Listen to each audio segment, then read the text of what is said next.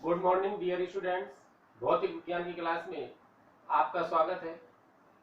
कल हमने सरल सूक्ष्मदर्शी के बारे में अध्ययन किया था और सरल सूक्ष्मदर्शी के उपयोग पढ़े थे। आज हम संयुक्त सूक्ष्मदर्शी के बारे में अध्ययन करेंगे। तो आज का हमारा टॉपिक है संयुक्त सूक्ष्मदर्शी, कंपाउंड माइक्रोस्कोप।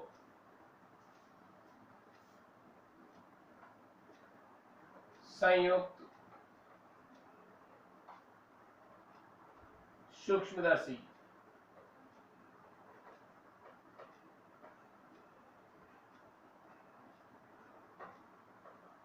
कंपाउंड संयुक्त सूक्ष्मदर्शी कंपाउंड माइक्रोस्कोप।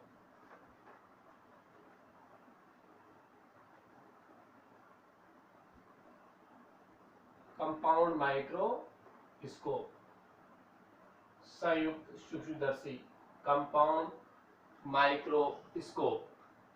क्या होता है? सरल सूक्ष्मदर्शी की अपेक्षा मतलब जो वास्तविक सरल सूक्ष्मदर्शी होते हैं उनमें क्या होता है, उनका जो आवर्धन होता है वो 10 या 10 के बराबर या 10 से कम होता है। 10 या 10 के बराबर या 10 से कम होता है। तो इससे अधिक आवर्धन प्राप्त करने के लिए हम क्या करते हैं?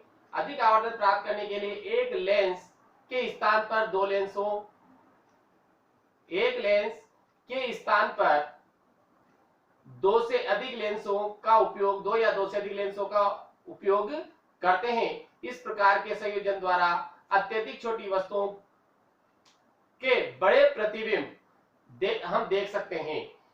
इस व्यवस्था को हम संयुक्त सूक्ष्मदर्शी कहते हैं। इस व्यवस्था को हम क्या कहते हैं? संयुक्त सूक्ष्मदर्शी। तो देखो, सरल सूक्ष्मदर्शी की अपेक्षा अधिक आवर्धन प्राप्त करने के लिए लिख सकते हैं हम यहां पर सरल सूक्ष्मदर्शी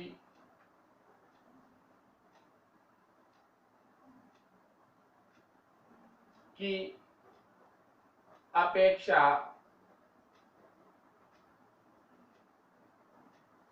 अधिक आवर्धन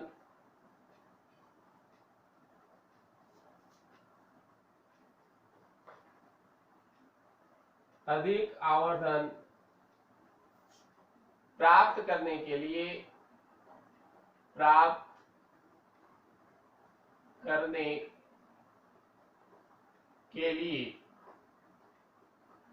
अधिक सरल सूक्ष्मदर्शी की अपेक्षा अधिक आवर्धन प्राप्त करने के लिए क्या करते हैं हम? प्राप्त करने के लिए एक लेंस के स्थान पर दो या दो से अधिक करने के लिए एक लेंस के स्थान पर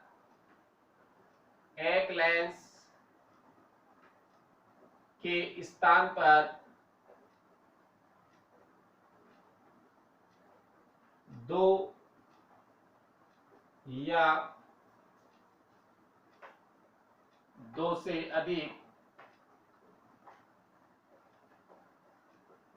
दो से अधिक लेंसों का क्या करते हैं? उपयोग। दो या दो से अधिक लेंसों का उपयोग करते हैं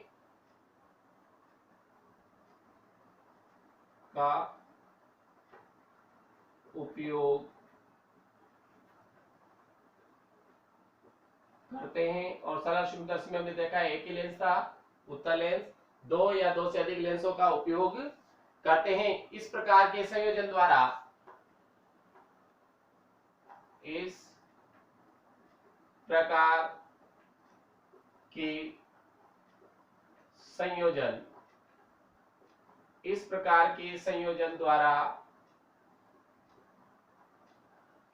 के संयोजन द्वारा हम क्या कर सकते हैं? छोटी वस्तुओं के बड़े प्रतिबिंब देख सकते हैं। इस प्रकार के संयोजन द्वारा हम छोटी वस्तुओं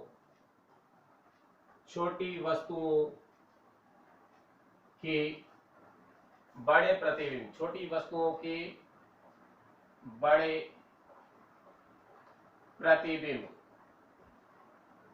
बड़े प्रतिबिंब देख सकते हैं, बड़े प्रतिबिंब देख सकते हैं। ये जो व्यवस्था होती है, इस व्यवस्था को हम क्या कहते हैं? संयुक्त सूक्ष्मदर्शी। इस व्यवस्था को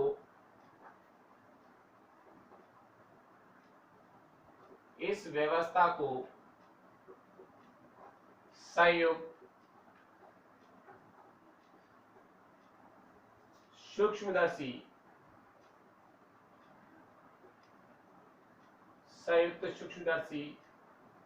कहते हैं। जो ये व्यवस्था है इसको हम क्या कहते हैं? संयुक्त सूक्ष्मदर्शी। अब क्या होता है संयुक्त सूक्ष्मदर्शी में?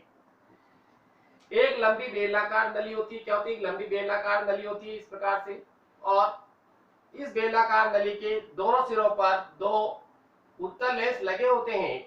एक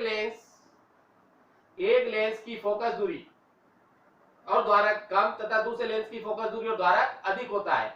जो लेंस वस्तु की ओर होता है उसे हम अभिदृश्यक लेंस कहते हैं, और जो लेंस नेत्र की ओर होता है उसे अभिनेत्र लेंस कहते हैं। अभिदृश्यक लेंस की फोकस दूरी एवं द्वारक, अभिनेत्र लेंस की फोकस दूरी एवं द्वारक अभिनेत्र लेंस की फोकस दूरी एवं द्वारक की अपेक्षा कम होते हैं। ये नली जो होती है एक दंतुर दंड चक्र व्यवस्था, मतलब इस नली को आगे पीछे खिसकाने के लिए एक दंतुर दंड चक्र व्यवस्था होती है, जिसपे ये आगे पीछे, जैसे ये नली है, इस नली में दूसरी नली लगी होती है, तो दंतुर दंड चक्र व्यवस्था के द्वारा इस नली को हम आगे पीछे खिसका सकते हैं। एक नली के ऊपर दूसरी नली चढ़ी होती है तो इसको आगे पीछे हम खिसका सकते हैं। इस सूक्ष्मदर्शी में देखते हैं हम, तो सबसे पहले तो हम इसके बारे में लिख लें बनावट, तो उसके बाद इसका डायग्राम बना लेंगे। इसमें क्या होता है, इसमें बनावट में लिख लेते हैं पहले, फिर हम चित्र बना लेंगे इसका बनावट।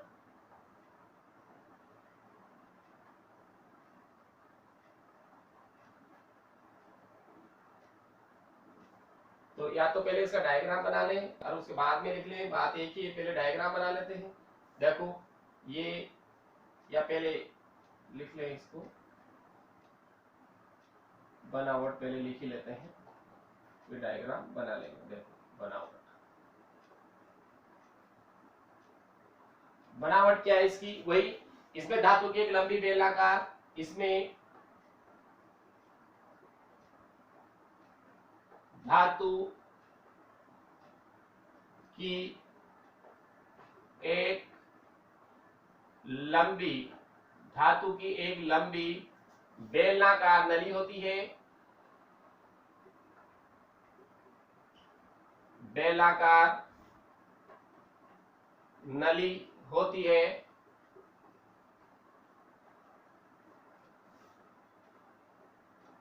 जिसके दोनों सिरों पर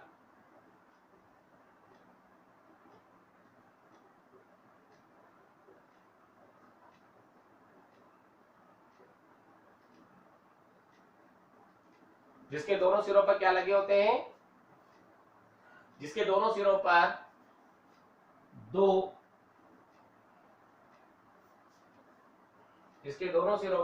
उत्तल लेंस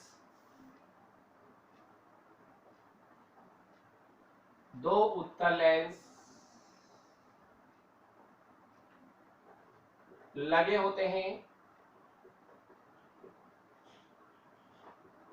जिसके दोनों सिरों पर दो उत्तल लेंस लगे होते हैं। अब इसमें क्या होता है, जो लेंस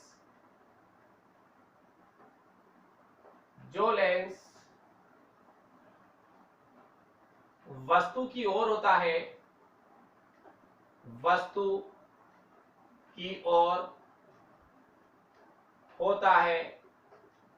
जो लेंस वस्तु की ओर होता है उसे अभिदृश्यक लेंस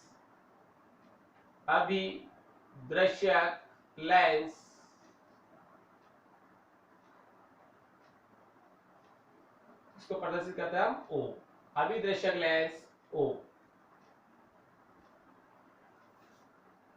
उसे अभिदृश्यक लेंस ओ कहते हैं।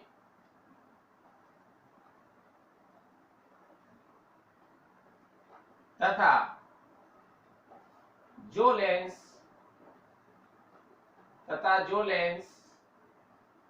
नेत्र की ओर होता है तथा जो लेंस नेत्र की ओर होता है उसे अभिनेत्र लेंस, उसे अभिनेत्र लेंस, और नेत्र को हम लिखते हैं ई से, अभिनेत्र लेंस कैपिटल ई कहते हैं। मतलब जो लेंस वस्तु की ओर होगा उसे अभिदृश्यक लेंस ओ, तथा जो नेत्र की ओर, आंख की ओर होगा, आइस की ओर होगा, उसे अभिनेत्र लेंस ई कहते हैं। जो अभिदृश्यक लेंस है इसकी फोकस दूरी और द्वारक अभिनेत्र लेंस की फोकस दूरी और द्वारक से छोटे होते हैं। अभिदृश्यक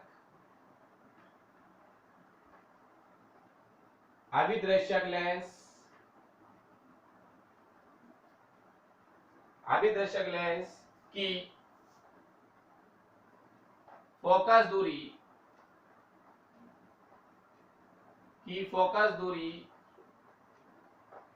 एवं द्वारक, अभिदृश्यक लेंस की फोकस दूरी एवं द्वारक अभिनेत्र लेंस की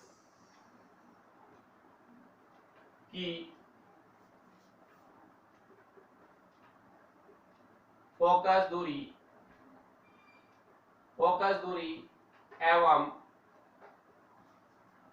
द्वारक,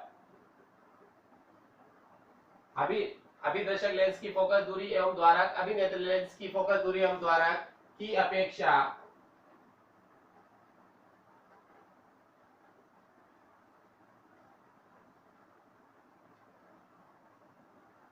कम होते हैं।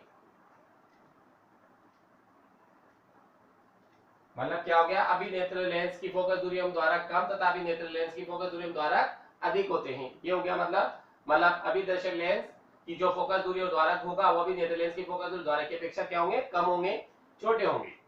अब बात करें ये जो इस पूरी नली को आगे पीछे खिसकाने के लिए, भाई एक लेंस फिक्स होगा, एक को आगे पीछे खिसकाने, तो पूरी नली को आगे पीछे खिसकाने के लिए एक दंत के लिए दंतुर दंड चक्र व्यवस्था होती है, जिसे हम कहते हैं दंतुर दंड चक्र व्यवस्था।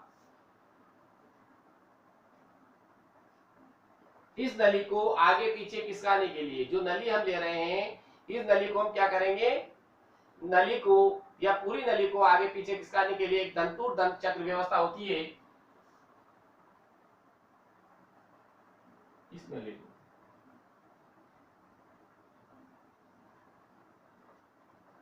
इस पूरी नली को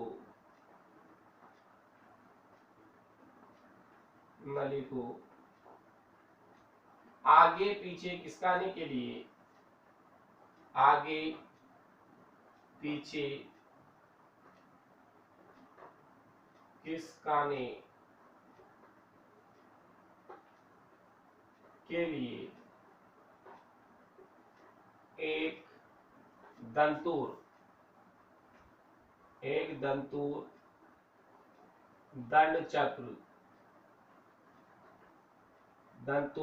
चक्र व्यवस्था होती है।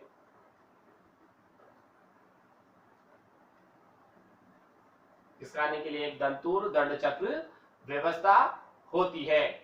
अच्छे सूक्ष्मदर्शी में क्या होता है, अभिनेत्र लेंस और अच्छे सूक्ष्मदर्शी जो होंगे उनमें अभिनेत्र तथा अभिदर्शक लेंस कई लेंसों के संयोजन से बनते हैं। इसमें प्रतिबिंब के निर्माण जो होगा उसको हम निम्न चित्र में भी समझेंगे कि प्रतिबिंब का निर्माण कैसे होता है। तो देखो ये तो हो गई इसकी बनावट कि इसमें क्या क्या होता है। अब इसका जो डायग्राम है उसके बारे में हम समझते हैं।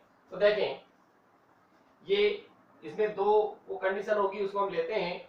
ये हमने दो लेंस ले लिए, ये एक तो हम लेते हैं,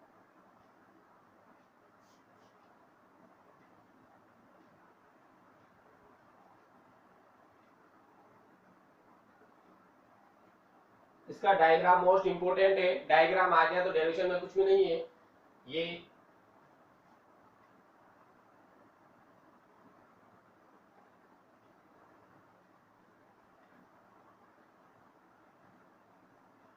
ये हमने एक उत्तर लेंस ले लिया है।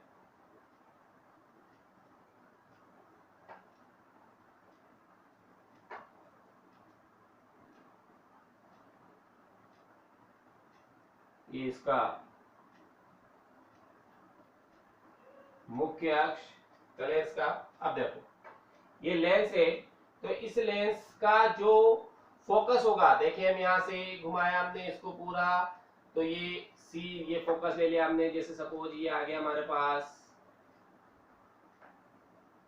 फोकस, और ये इतनी दूरी पर इधर भी ये द्वितीय फोकस रहेगा इसका। ये एफ हम मान लेते हैं इसको, ये F1 हो गया, तो ये F2 हो गया। अब देखो ये इसका ये लेंस O है, अभिनेत्र लेंस, तो इसको हम O से होगा, इसका प्रकाश केंद्र O, और ये जो है ये F, और ये हमने ले लिया 2F। कितना है ये 2F। हम वस्तु को F और 2F के मध्य रखते हैं। ये वस्तु को हमने F और 2F के मध्य रख दिया, वस्तु AB, इसको F और 2F के मध्य मैंने रख दिया। तो वस्तु से चलने वाली प्रकाश किरण, जो प्रकाश किरण मुख्य अक्ष के समांतर जाएगी, जो प्रकाश किरण मुख्य अक्ष के समांतर जाती है, और लेंस से अपवर्तन के पश्चात इसके द्वितीय फोकस या मुख्य फोकस से होकर गुजरती है। ये गुजर गई, और जो किरण प्रकाश केंद्र O, जो किरण प्रकाश केंद्र O से जाती है, वो बिना विचलित हुए सीधी गुजर जाती है।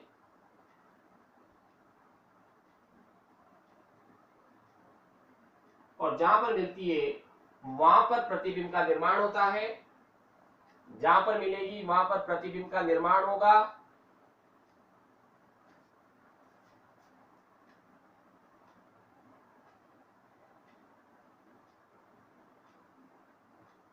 ये प्रतिबिंब वास्तविक, उल्टा एवं वस्तु से बड़ा होगा। ये देख रहे हैं हम, ये वास्तविक, उल्टा एवं वस्तु से बड़ा है। अब इसके, ये तो वस्तु है, वस्तु की ओर जो है, ये वस्तु है हमारी, ये वस्तु की ओर वाला जो लेंस है वो है अभिदृश्यक लेंस। कौन सा लेंस है ये? अभिदृश्यक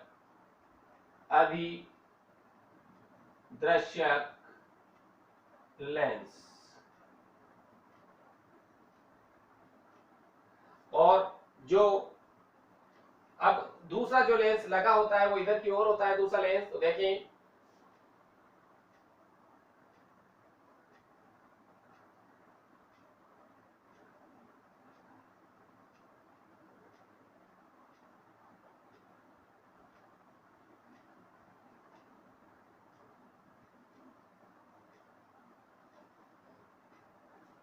यह भी नेत्र लेंस है जो आंख की ओर होता है।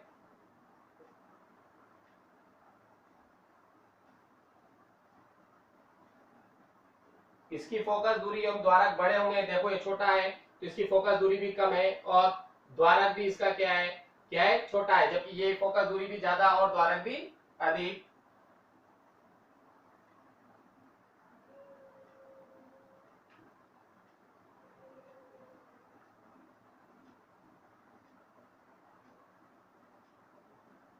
यह भी नेत्र लेंस ई। अब देखें इसका जो फोकस होगा वो हम देखते हैं कि ये फोकस, इसको अपन चाहें तो यहाँ पर FO लिख सकते हैं, FO, क्योंकि ये अभिदर्शक लेंस की फोकस दूरी है FO, और ये जो जाएगा तो इसकी जो दूरी आएगी वो FO, और इसके बाद तो ये यहाँ पर हम देखते हैं तो ये यहाँ पर आया, यहाँ से लेकर हमने इसको, अगर इसका पूरा सर्किल बनाते हैं इतना बड़ा बनेगा, ये इस जगह, लगभग इस जगह में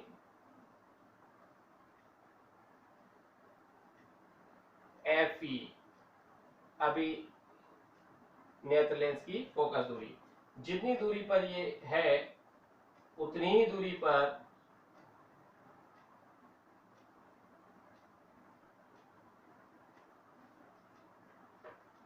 पर यहाँ पर भी इसका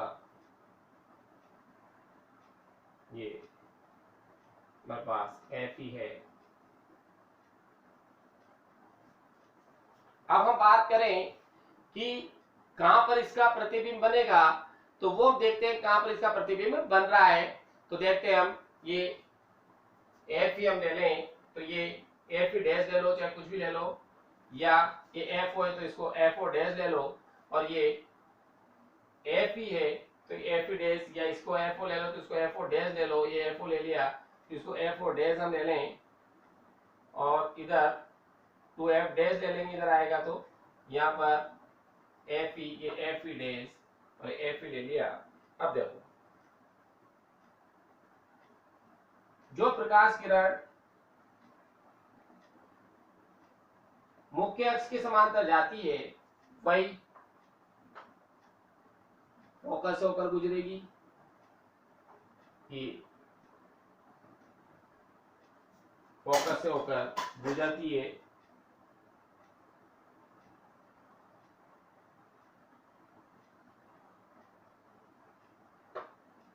और जो किरण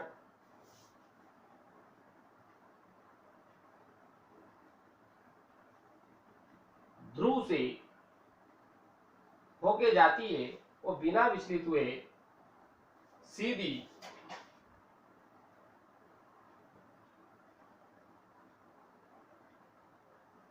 अब दोनों किरणों को हम ध्यान से देखें तो दोनों ऊपर की ओर फैलती हुई जा रही है, तो ये पीछे कहीं नहीं मिलेगी, तो इनको डॉट डॉट डॉट आगे की ओर बढ़ाते हैं।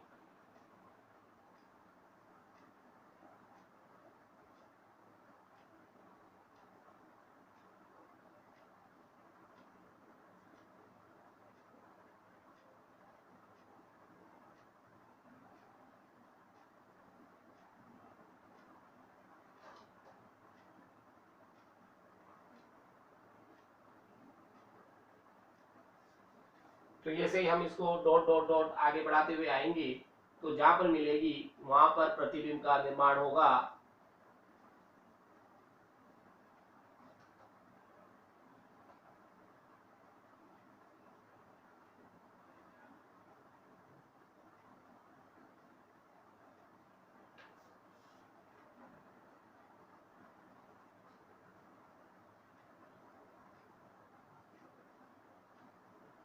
ये जहां पर मिलती है वहां पर प्रतिबिंब का निर्माण होगा, और ये जो प्रतिबिंब होगा ये कैसा होगा भाई, ये जो प्रतिबिंब बनेगा कैसा होगा, ये मिलती जा रही है, कहीं भी मिल सकती है, ये डॉट डॉट डॉट जाएगी पीछे की ओर जा रही है, देख लो कहां तक मिलती है, ये वहीं अपन मिला देंगे और वही प्रतिबिंब का निर्माण कर देंगे इसका।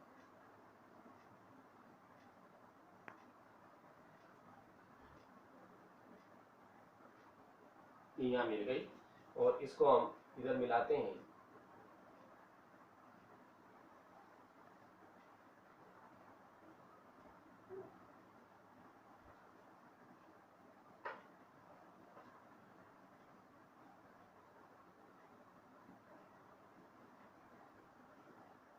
ये यहाँ पर मिली और यहाँ पर इसका प्रतिबिंब बनेगा। प्रतिबिंब क्या होगा वो हम देख लें, क्या प्रतिबिंब बनेगा, ए डबल डेज और बी डबल डेज, ये प्रतिबिंब हो गया ए डबल डेज और बी डबल डेज। तो देखिए ये अल्फा, तो इसके सामने वाला कोण ये भी क्या रहेगा, अल्फा ही रहेगा। ये कोण बीटा, प्रतिबिंब द्वारा आंख पर बनने वाला कोण बीटा हो गया, इनको हम सोल्व करेंगे अभी। तो और ये आईज हुई हमारी यहाँ पर जहां से हम इसको देख रहे हैं,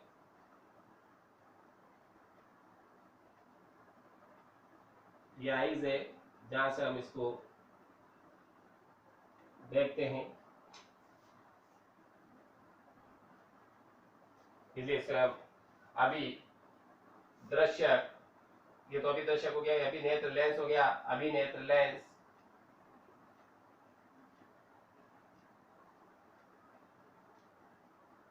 यहाँ की ओर है, इसलिए अभिनेत्र लेंस बोला जाता है। दूरी लिख लें तो ये दूरी यहाँ से लेकर यहाँ वस्तु की दूरी जो होगी वो होगी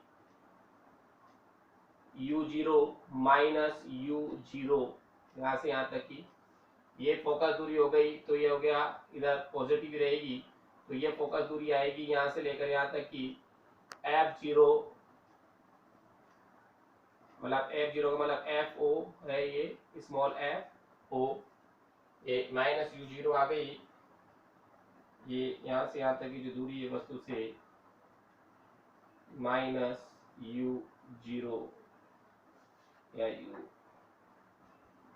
ये यहाँ से यहाँ तक की दूरी। यहाँ से जो ये वस्तु की दूरी है, ये फोकस दूरी fe,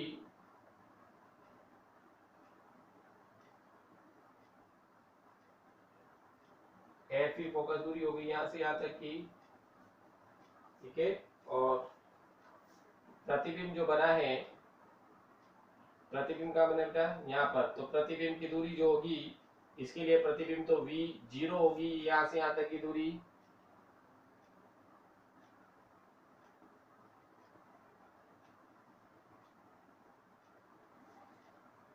ये दूरी आ जाएगी हमारे पास v0 और ue, तो ये v0 ये ue दूरी कितनी हो गई, ये इसको तो हटा दो, भी आवश्यकता नहीं, दूरी लिख लेंगे इसको, पहले यहाँ से यहाँ तक की दूरी लिख लें हम।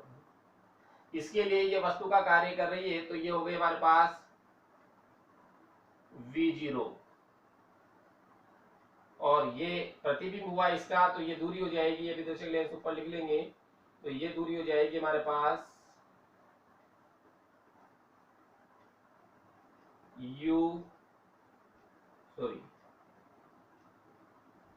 ये तो आएगा तुम्हारे पास v0 यहाँ से लेकर यहाँ तक प्रतिबिंब की दूरी, और ये यहाँ से लेकर यहाँ तक की दूरी हो जाएगी ue, कितनी होगी ue, क्योंकि इसके लिए जो प्रतिबिंब बना है, जो अभिदर्शक, जो तुम्हारे पास जो अभिदर्शक लेंस था, ये अभिदर्शक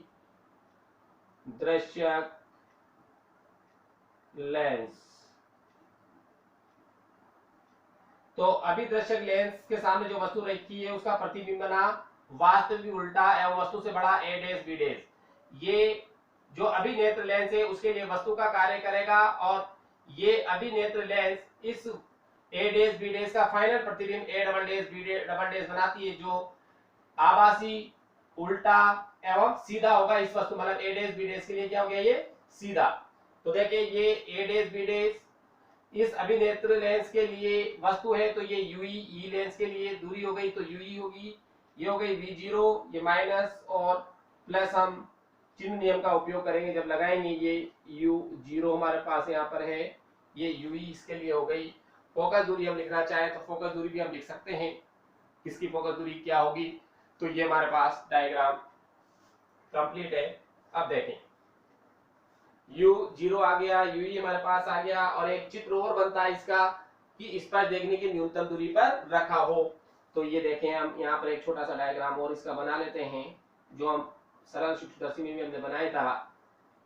ये अल्फा, और ये वस्तु हमने ले ली ए बी है, यहाँ पर देखें वस्तु ए बी, और ये ओ, ये इस पर देखने की न्यूनतम दूरी जिसे माइनस डी से प्रदर्शित करते हैं, और ये अल्फा ये वस्तु, तो ये इस पर देखने की न्यूनतम दूरी पर रखी हुई है। अब हम इसका डेरिवेशन करेंगे, तो डेरिवेशन से पहले हम इसकी अगर रचना लिखना चाहें तो बनावट हो गई, रचना लिखना चाहें तो वस्तु कहाँ रखी हुई है, वस्तु को वस्तु ए बी अभिदर्शक लेंस के सामने फोकस और FO डैश तथा 2F डैश के मध्य रखी जाती है। जो वस्तु ए बी है वो अभिदर्शक लेंस के सामने लेंस की फोकस दूरी से कुछ आगे, लेंस की जो फोकस दूरी है उससे कुछ आगे रखा जाता है, ये F और 2F के मध्य रखी जाती है। तो वस्तु से निकलने वाली किरणें लेंस से अपवर्तन होकर, तो ये लेंस अभिदर्शक लेंस इसका जो प्रतिबिंब बनाता है वो बनाता है a डैश b डैश, जो वास्तविक उल्टा है वस्तु से बड़ा होगा। यह प्रतिबिंब a डैश b डैश अभी नेत्र लेंस के लिए वस्तु का कार्य करता है, और अभिनेत्र लेंस इसका फाइनल प्रतिबिंब a double dash b double dash बनाता है। क्या बनाता है, A double dash B double dash बनाता है। इसके बाद फिर डेरिवेशन है, तो पहले हम इसकी रचना भी लिख लें। तो देखिए रचना इधर लिख देता हूं मैं, रचना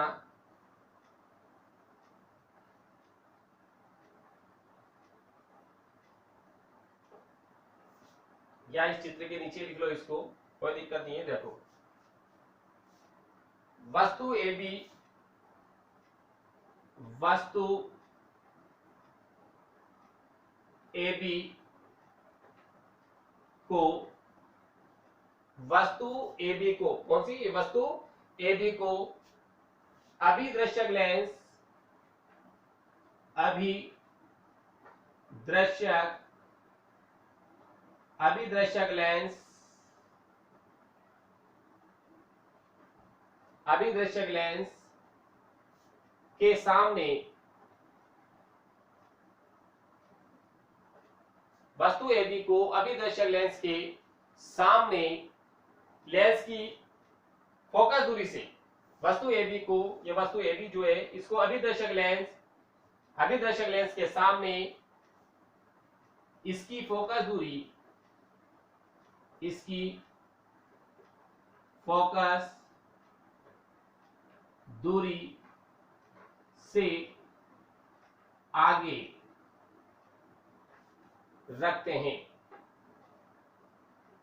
आगे रखते हैं। तो यह लेंस इसका प्रतिबिंब, तो यह लेंस इसका प्रतिबिंब क्या बनाता है, ये लेंस इसका प्रतिबिंब क्या बनाता है, ए डेज बी डेज, प्रतिबिंब ए डेज बी डेज बनाता है, ए डेज बी डेज बनाता है, जो वास्तविक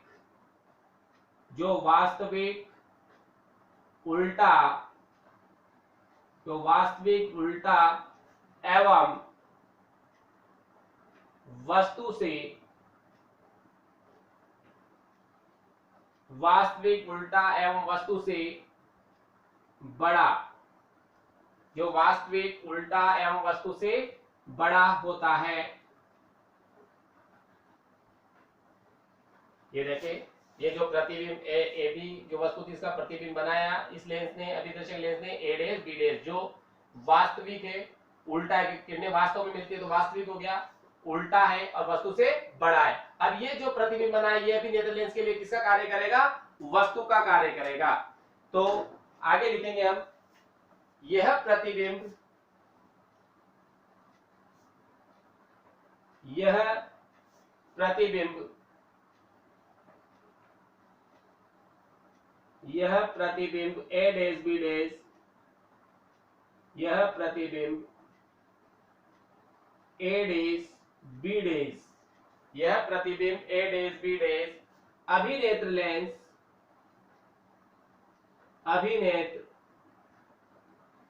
लेंस, अभिनेत्र लेंस के लिए, अभिनेत्र लेंस के लिए वस्तु का कार्य करता है,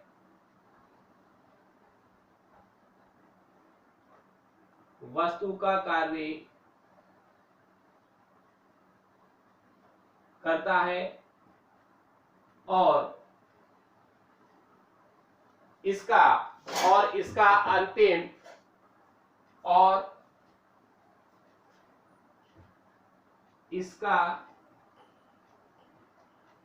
इसका जो प्रतिबिंब बनाएगा ये वस्तु का कार्य कर रहा है। तो ये प्रतिबिंब ए डेज बी डेज इस नेत्र के लिए, अभिनेत्र लेंस के लिए वस्तु का कार्य करता है और ये कार्य करता है, और यह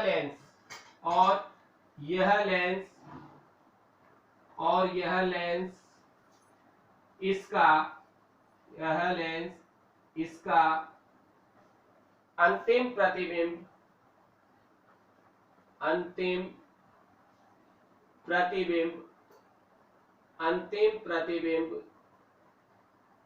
ए dash B dash, A double dash B double dash बनाता है। A double dash B double dash बनाता है जो आभासी, जो क्या होगा इसके लिए आभासी, सीधा और वस्तु से बड़ा होता है। अब हम इसकी कार्य प्रणाली, देखिए बनावट हो गई, इसकी रचना भी हो गई।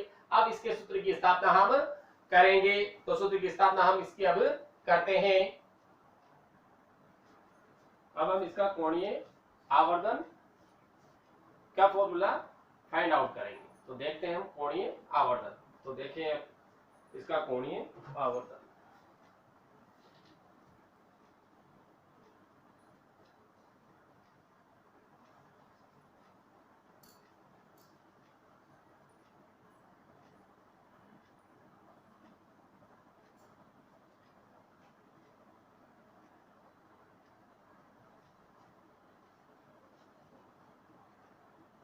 कोणीय आवर्धन निकाल रहे हैं, डायग्राम की हमें आवश्यकता पड़ेगी।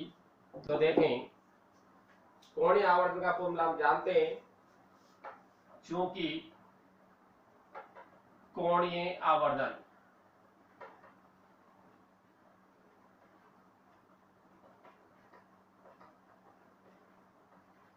m बराबर बीटा अपॉन अल्फा, प्रतिबिंब द्वारा आंख पर बनने वाला कोण बटे बिंब द्वारा आंख पर बनने वाला कोण, या प्रकाशिक यंत्र जब होगा तो वही प्रतिबिंब बनता है, तो उसके द्वारा आंख पर बनने वाला कोण बिना प्रकाशिक यंत्र के, तो वही हो गया कि प्रतिबिंब द्वारा आंख पर बनने वाला कोण बीटा और बटा बिंब द्वारा आंख पर बनने वाला कोण अल्फा का अनुपात। अब कोणीय आवर्धन कहलाता है, जो पहले पढ़ चुके हैं। डायग्राम की मेरी आवश्यकता है, इस वजह से मैंने इसको मिटाया नहीं है।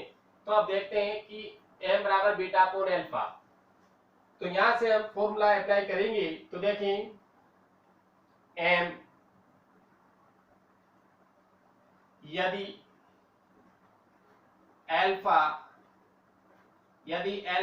एवं बीटा के मान अति न्यून हो, क्या हो, अति न्यून हो, तो क्या होगा बेटा, देखो alpha is near about 10 alpha और beta is near about 10 beta.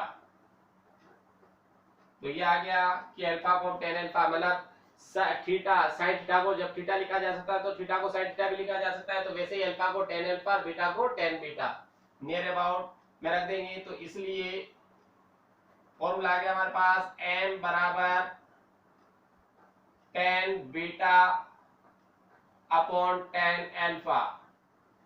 10 beta और 10 अल्फा का मान उठाकर यहां से रखें हम, 10 बीटा और 10 अल्फा का मान निकालें। तो देखें 10 बीटा क्या है तुम्हारे पास, देखो ये बीटा के जो कोण है वो कहां पे बन रहा है देखा जाए तो ये फाइनल इसका, ये तो वस्तु हो गई, इसके लिए ये हो गया प्रतिबिंब a double dash b double dash, beta हो गया a double dash b double dash बटे b डबल डेश e। तो यहाँ आ जाएगा फ्रॉम डायग्राम, चित्र से, यहाँ लिख सकते हैं अपन फ्रॉम डायग्राम चित्र से m बराबर 10 बीटा की जगह लिख देंगे हम, यहाँ पर बीटा प्रतिबिंब द्वारा आंख पर बनने वाला कोण है, तो a double dash b double dash लंब बटे आधार क्या है b डबल डेश e, ये हो गया a double dash b double dash बटे a double dash b double dash बटे क्या है भाई, बटे में b डबल डेश e लंब बटे आधार b डबल डेश e, और इधर आ गया अल्फा, तो अल्फा ये वाला यूज करेंगे, इस पर देख लेंगे न्यूनतम दूरी, तो A B upon minus D, A B upon minus D, ये आ गया हमारे पास A B upon minus D. तो ये हम क्या लिख सकते हैं इसकी जगह, देखें इसकी जगह पुट कर सकते हैं हम, देखो m बराबर a double dash b double dash बटे b double dash e multiply minus d upon A B. Equation number first. अब सबसे पहले तो हम इस a double dash b double dash बटे b डबल डेज की जगह वैल्यू फाइंड आउट करें। क्या निकालेंगे? सबसे पहले हम इसकी वैल्यू, और वैल्यू फाइंड आउट करके फिर हम इसको सोल्व करते हैं कि हमारे पास क्या प्राप्त होता है। तो देखें हम, तो ये त्रिभुज और ये त्रिभुज समरूप है, क्योंकि ये भी 90 डिग्री, ये भी 90 डिग्री, और ये उभयनिष्ठ कोण हो गया दोनों के अंदर, तो क्या हो गया? समरूप। तो यहाँ लिख सकते हैं अपन, क्योंकि त्रिभुज A double dash B double dash E, A double dash B double dash E, ये वाला त्रिभुज बाहर वाला A double dash B double dash E, तथा अगला त्रिभुज क्या हो गया? A dash B dash E, तथा त्रिभुज A dash B dash E, क्या ये समरूप है? समरूप है। क्या ये समरूप? तो क्या लगा देंगे इसमें हम? समरूपता की कंडीशन लगा देंगे, और समरूपता की कंडीशन इसको सोल्व कर सकते हैं। तो कि कोण बी डबल डेज बराबर कोण बी डेज और कोण बीटा दोनों में समान है, समरूप है। अतः समरूपता की स्थिति से, अतः समरूपता की कंडीशन, समरूपता की स्थिति में, समरूपता की स्थिति में क्या जाएगा? इस त्रिभुज की ऊंचाई बटे इस त्रिभुज की ऊंचाई, तो क्या आ गया? A double dash B double dash बटे A dash B dash, A double dash B double dash बटे बी डबल डेज, मतलब A double dash B double dash, ये वाला त्रिभुज की ऊंचाई बटे ये छोटा वाला त्रिभुज है A B dash, A dash B days, बराबर जिस ये बड़े त्रिभुज की ऊंचाई तो बड़े त्रिभुज की दूरी बी डबल डेज ई बटे छोटा त्रिभुज की जो दूरी क्या जाएगा? B dash E, B dash E, ये वाला मान A double dash B double dash A dash B days.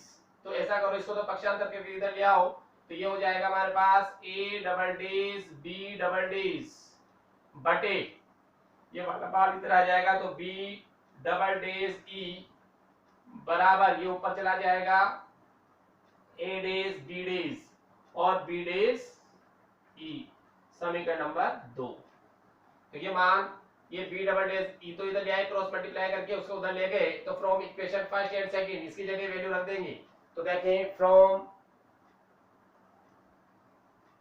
Equation first and equation second,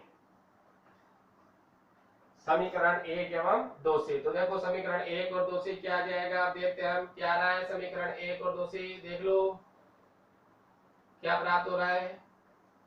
ये आ गया अपने पास m बराबर आ गया A double dash B double dash B double dash की जगह रख दिया हमने A dash B dash upon B dash E multiply minus D upon A B, minus D upon A B. अब ए डेज बी डेज मतलब एक तो एक त्रिभुज ले लो ए बी ई, एक तो त्रिभुज आ जाएगा ए बी ई। तो देखिए कौन कौन से त्रिभुज यूज कर ले हम, तो ऐसा करो, अब त्रिभुज ले ले हम ए डेज बी डेज और ओ और ए बी ओ, ये दोनों त्रिभुज ले रहे हैं क्योंकि इसमें भी अल्फा इसमें भी अल्फा आ रहा है, तो ये समरूपता की कंडीशन लग जाएगी। तो ये बी डेज ई की वैल्यू रख सकते हैं इसमें अपन, बी डेज चलो बाद में रख देंगे सबकी वैल्यू एक साथ। इक्वेशन नंबर 3 अब देखें, चूंकि त्रिभुज AOB, त्रिभुज ए बी ओ लिख दो, AOB लिख दो, त्रिभुज AOB तथा त्रिभुज AOB तथा त्रिभुज A days O be days, त्रिभुज A days O be days, क्या ये समरूप है? क्या ये समरूप है? क्यों समरूप है? क्योंकि कोण B बराबर कोण B डेज, क्योंकि ये भी 90 डिग्री है, ये भी 90 डिग्री है, और कोण अल्फा दोनों शीर्षाभिमुख कोण है, तो दोनों ये भी बराबर होंगे, तो समरूपता की कंडीशन अप्लाई होगी, क्योंकि ये कोण बी और बी डेश 90 डिग्री सॉरी, और कोण अल्फा दोनों बराबर के शीर्षाभिमुख कोण है, तो समरूपता की कंडीशन लग जाएगी, तो वही लगा देंगे। अतः समरूपता की स्थिति में, अतः समरूपता की स्थिति में, तो समरूपता की स्थिति में क्या जाएगा, देखिए हम समरूपता की स्थिति में वही त्रिभुज क्या जाएगा, पहले ए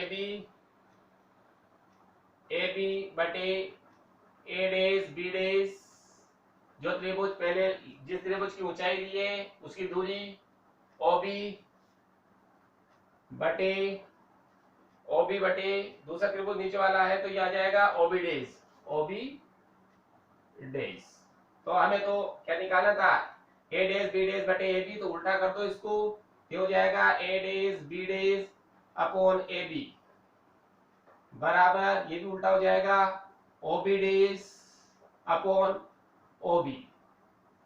समीकरण number 4, from equation 3 and 4, from equation 3 and equation 4, समीकरण 3 एवं समीकरण 4 से, समीकरण 3 एवं समीकरण 4 से, तो क्या होगा समीकरण 3 और 4 में, तो देखें समीकरण 3 4 में A dash B dash upon A B, A dash B dash upon A B की जगह क्या रख देंगे हम, ओबी डेश अपॉन ओबी, तो देखें ये रख दिया हमने यहाँ पर एम बराबर ओबी डेश, मतलब इसको पहले इधर ले आओ तो माइनस डी, तो इधर कर दिया मैंने minus D upon B dash E multiply, ये minus D upon B dash E रख दिया, A dash B dash upon A B की जगह रख दिया हमने OB dash upon OB, value put कर दो, ओबी डेश तो कितना है भाई, इधर देखें, क्योंकि ओबी डेश इधर रखते जाएंगे हम, क्योंकि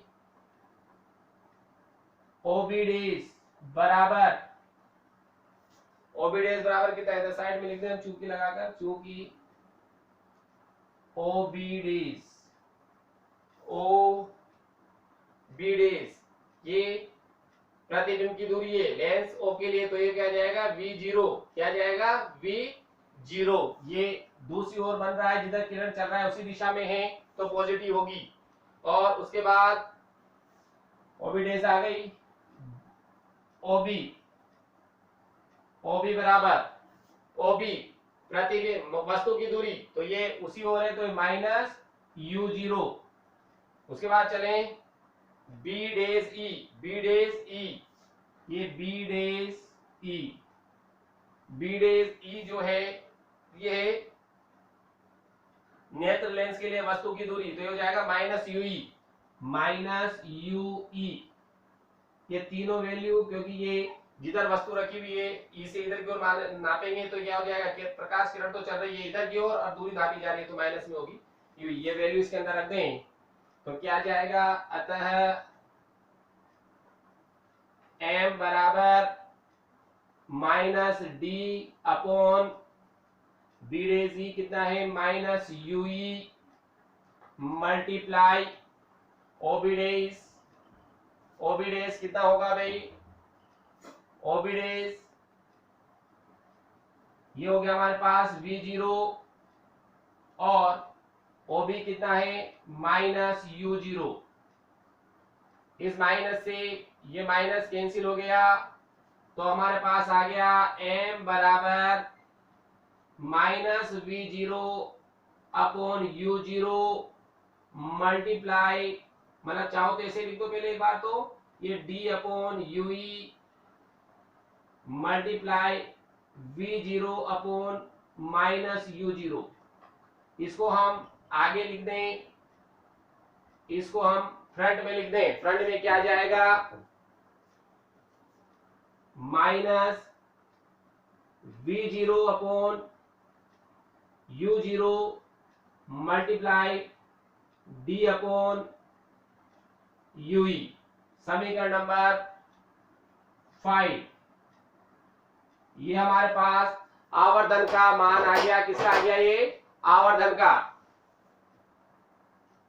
अब आवर्धन की वैल्यू हमने निकाल ली है, अब हम आगे किसका मान निकालेंगे, ये जब प्रतिबिंब स्पष्ट देखने की, मतलब इसकी कंडीशन लगाएंगे, वही जो कल हमने कंडीशन लगाई थी, जब प्रतिबिंब पहला, जब प्रतिबिंब स्पष्ट देखने की न्यूनतम दूरी पर बने, और दूसरी जब प्रतिबिंब अनंत पर बनता हो।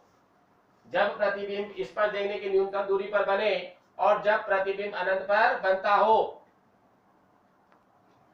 अब ये जो दोनों कंडीशन से ये हम कल की क्लास में लेंगे। एक तो जब प्रतिबिंब अनंत पर बनता हो और जब प्रतिबिंब स्पष्ट देखने की न्यूनतम दूरी पर बनता हो, ये दोनों कंडीशन कल की क्लास में हम लेंगे। आज क्लास में ड्रॉप करेंगे। थैंक्स।